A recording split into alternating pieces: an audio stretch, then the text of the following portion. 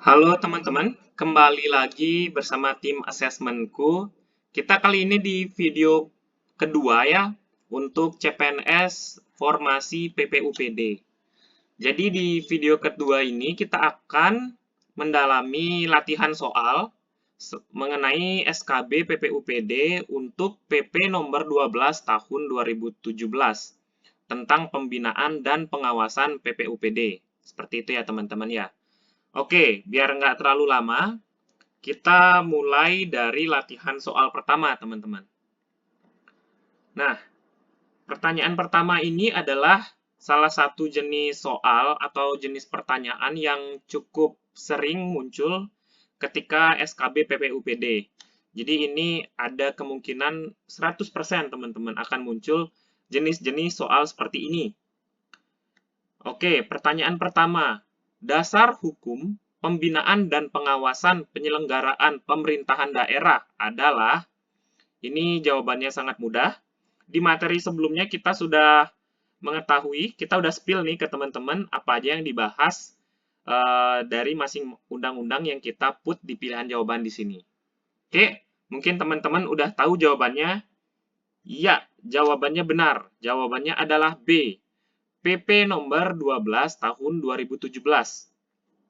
Jadi tips dari kami, ketika teman-teman itu nanti belajar untuk materi PPUPD, teman-teman juga harus hafal tiap undang-undang atau peraturan pemerintah dan sejenisnya itu yang dibahas apa. Itu ya teman-teman ya. Oke, kita lihat di sini. Untuk Undang-Undang Nomor 23 Tahun 2014 itu membahas mengenai pemerintahan daerah. Kemudian yang kedua, PP nomor 12 tahun 2017 membahas mengenai pembinaan dan pengawasan penyelenggaraan pemerintahan daerah. Kemudian Undang-Undang nomor 5 di tahun 2014 membahas mengenai aparatur sipil negara atau ASN.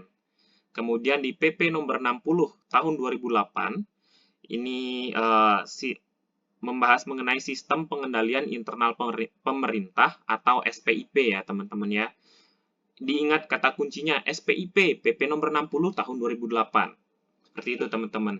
Dan yang terakhir, opsi E, PP nomor 2 tahun 2018 itu membahas mengenai SPM atau standar pelayanan minimal.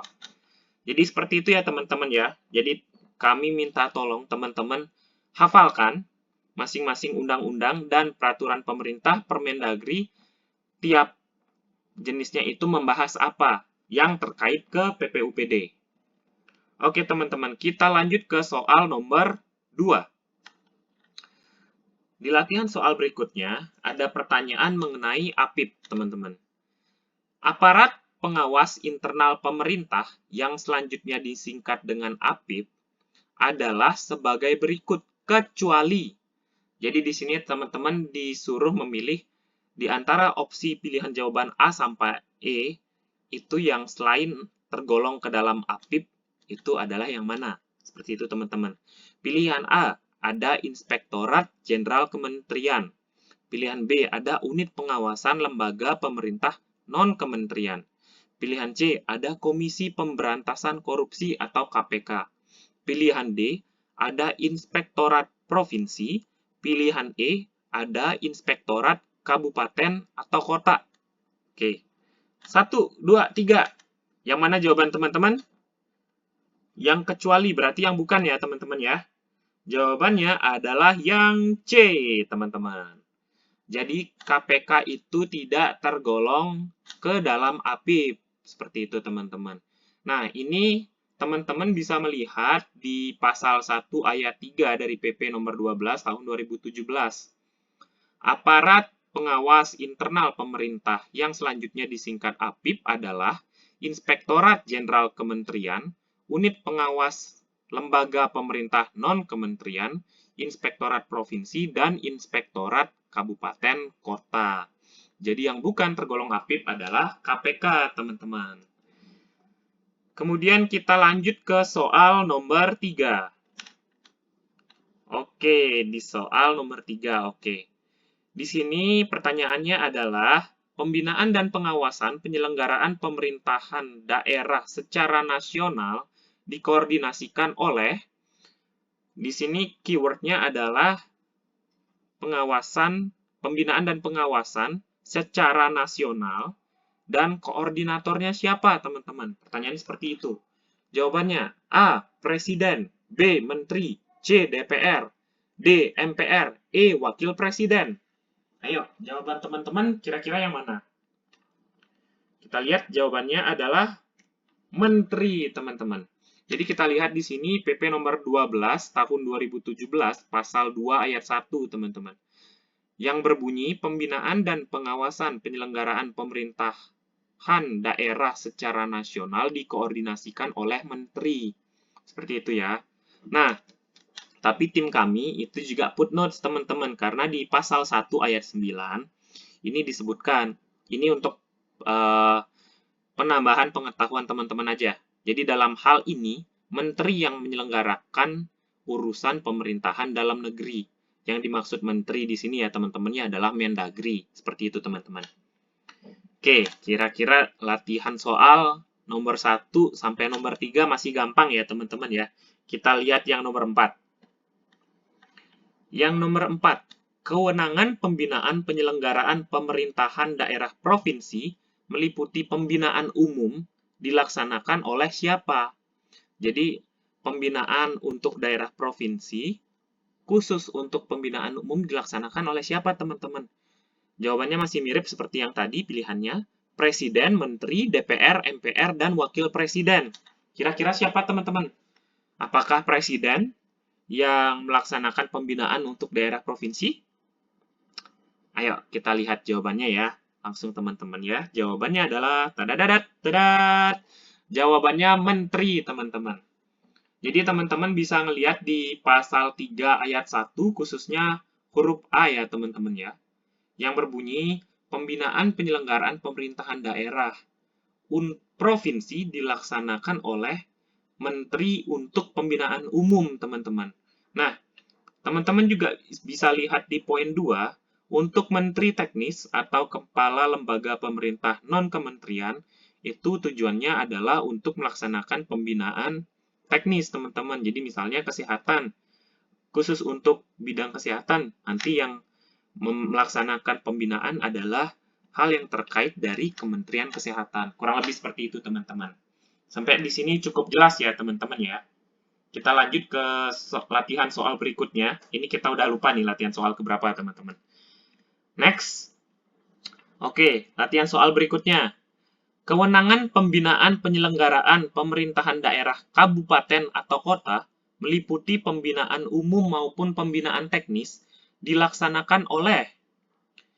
Nah, jadi kita bisa lihat di sini antara latihan soal yang ini dan latihan soal sebelumnya itu kurang lebih tipikalnya sama, tapi yang di latihan soal sebelumnya adalah untuk daerah provinsi, di latihan soal ini adalah untuk daerah kabupaten kota, teman-teman, yang mencakup pembinaan umum maupun teknis. Oke, kita lihat pilihan jawabannya. Yang pertama, opsi A, jawabannya adalah gubernur sebagai kepala daerah provinsi. Opsi B, gubernur sebagai wakil pemerintah pusat. Opsi C, menteri dalam negeri. Opsi D, DPRD provinsi. Opsi E, sekretaris daerah. Kira-kira siapa, teman-teman? Apakah sekretaris daerah? Apakah masih menteri dalam negeri, teman-teman? Atau DPRD provinsi? Atau gubernur? Tapi gubernur yang mana ya? Sebagai kepala daerah? Atau wakil pemerintah pusat? Kita lihat jawabannya. Jawabannya adalah pilihan yang B, teman-teman. Gubernur sebagai wakil pemerintah pusat. Jadi, masih di pasal 3 ayat 1, teman-teman. Kalau tadi huruf A itu adalah membahas mengenai pembinaan terhadap daerah provinsi, opsi B itu membahas mengenai pembinaan terhadap kabupaten atau kota, teman-teman. Nah, khusus untuk pembinaan kabupaten atau kota itu dilaksanakan oleh gubernur sebagai wakil pemerintah pusat, seperti itu ya, yang mencakup untuk pembinaan umum dan teknis. Kalau untuk provinsi tadi, pembinaan umum oleh menteri, khususnya menteri dalam negeri, kemudian pembinaan teknis oleh menteri teknis atau kepala lembaga pemerintah non-kementerian. Jadi dipecah, teman-teman, kalau untuk daerah provinsi. Tapi untuk daerah kabupaten kota, baik itu pembinaan umum maupun pembinaan teknis, itu tetap dilaksanakan oleh gubernur sebagai wakil pemerintah pusat. Seperti itu ya teman-teman ya, semoga teman-teman bisa nih menyerap sedikit demi sedikit ilmu dari PP nomor 12 tahun 2017. Kemudian latihan soal berikutnya. Nah, ini adalah salah satu soal pengembangan yang diberikan oleh tim kami.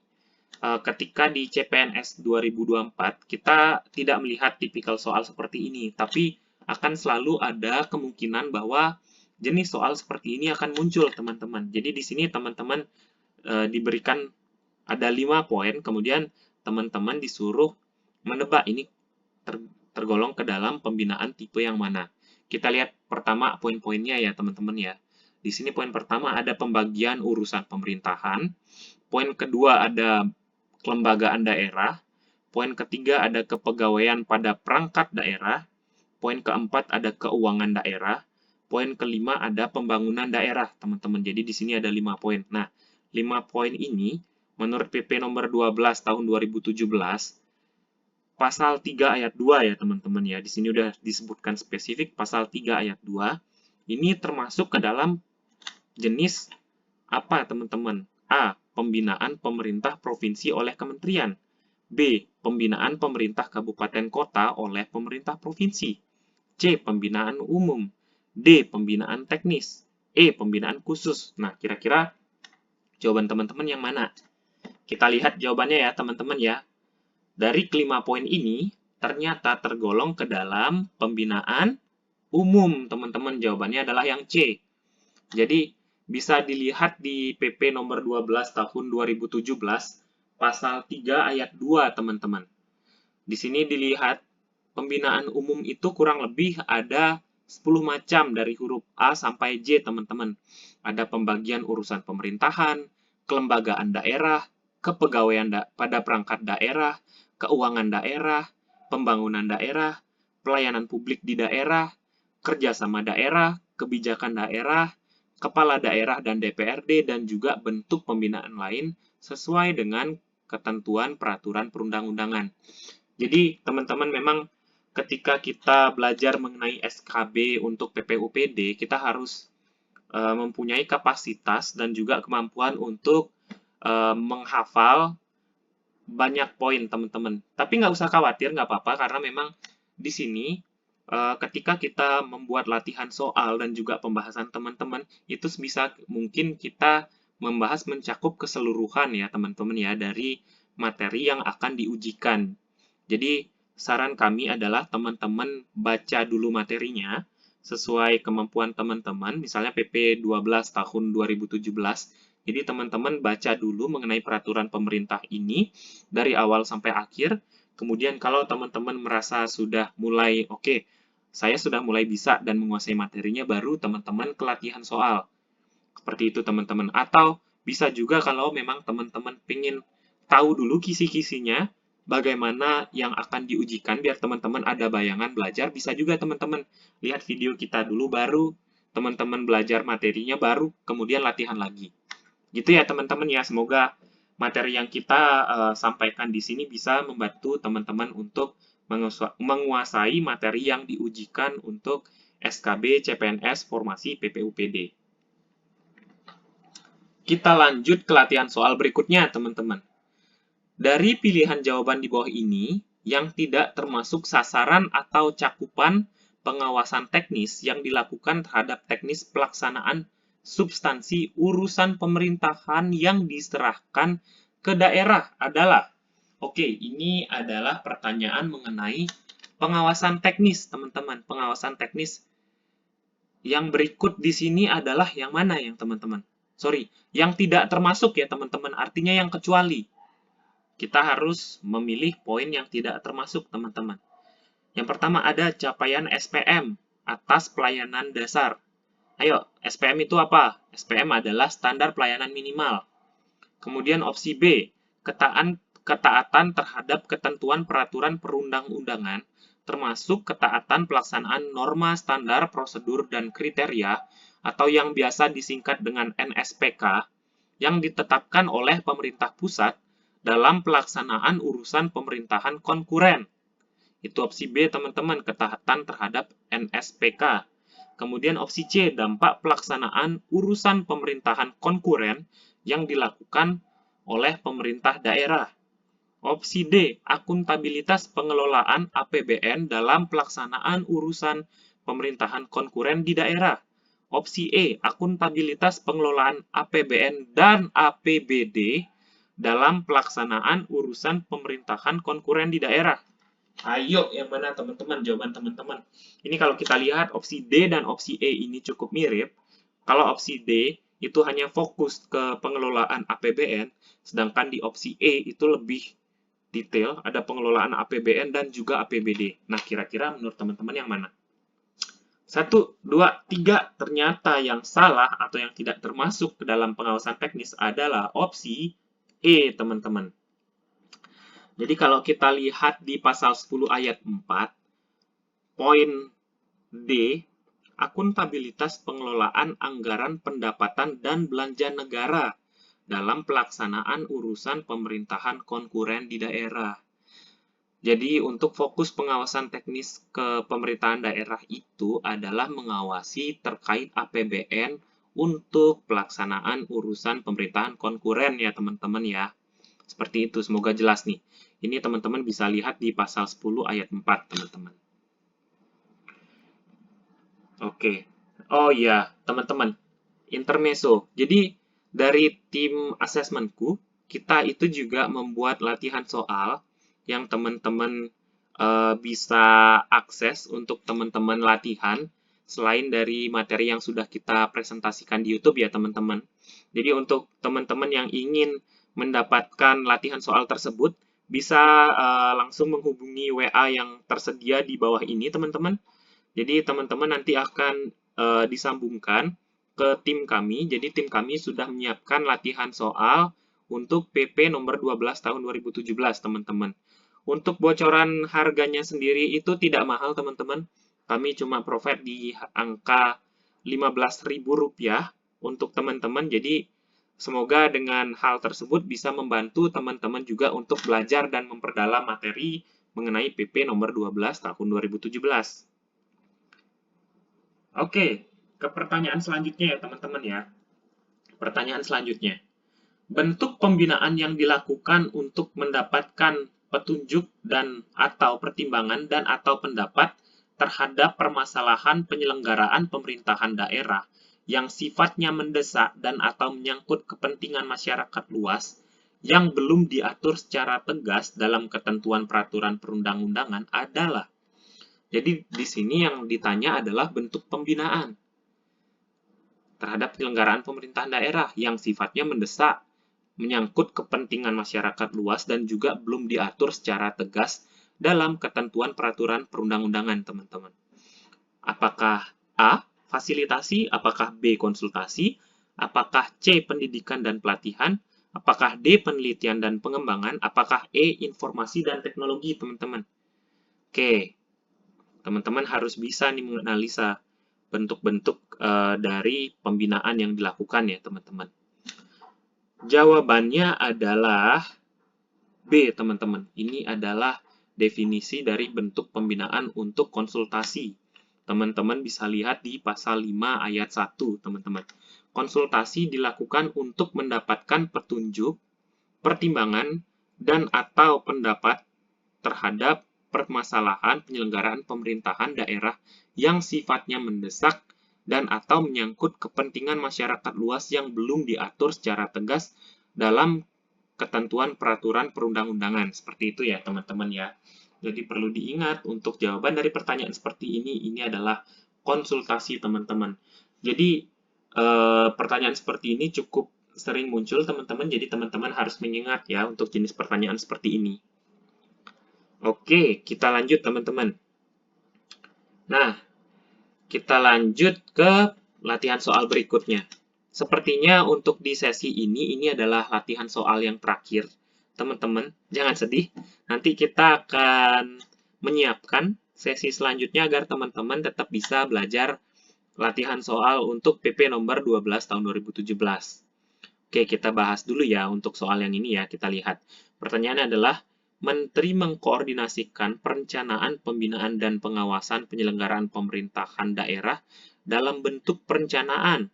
Oke, kalau kita lihat di sini, bentuk perencanaannya dilihat dari segi tahun ya teman-teman ya. Apakah 10 tahunan, 8 tahunan, atau B 8 tahunan dan 5 tahunan, atau C 10 tahunan dan 5 tahunan, atau D 5 tahunan dan 3 tahunan, atau E 5 tahunan dan 1 tahunan. Jadi kita memang tricky di sini teman-teman untuk memprovide apa namanya terminologi waktunya, karena memang dari nanti ujiannya pun mereka panitia akan membuat termin-termin waktu yang semirip mungkin teman-teman antara opsi satu dengan yang opsi yang lainnya. Jadi teman-teman memang harus paham betul dan juga hafal betul itu pilihan jawaban yang betul yang mana, begitu ya teman-teman ya. Oke, coba teman-teman perhatikan deh kalau nggak percaya. Kalau 5 tahunan itu periode pergantian apa teman-teman? Presiden, betul teman-teman. Presiden Indonesia itu periode pemilihannya 5 tahun sekali. Jadi kalau 10 tahun dan 5 tahun, ini jawaban yang sebetulnya cukup logis nih untuk teman-teman pilih. Karena ada 2 kali pergantian presiden dan juga 1 kali pergantian presiden, di mana 10 tahun itu juga pergantian presiden untuk Indonesia. Satu orang itu menurut peraturan yang ada sekarang ya teman-teman, satu presiden itu maksimal hanya dapat menjabat 2 kali teman-teman. Jadi 10 tahun dan 5 kali ini cukup make sense untuk teman-teman pilih sebetulnya. Tapi kalau kita lihat menurut pasal atau menurut PP nomor 12 tahun 2017, yang betul itu adalah yang E teman-teman. 5 tahunan dan 1 tahunan. Jadi 1 kali pergantian presiden dan tiap tahun dimonitor. Seperti itu teman-teman. Kita lihat di pasal 12 ayat 1 teman-teman jawabannya.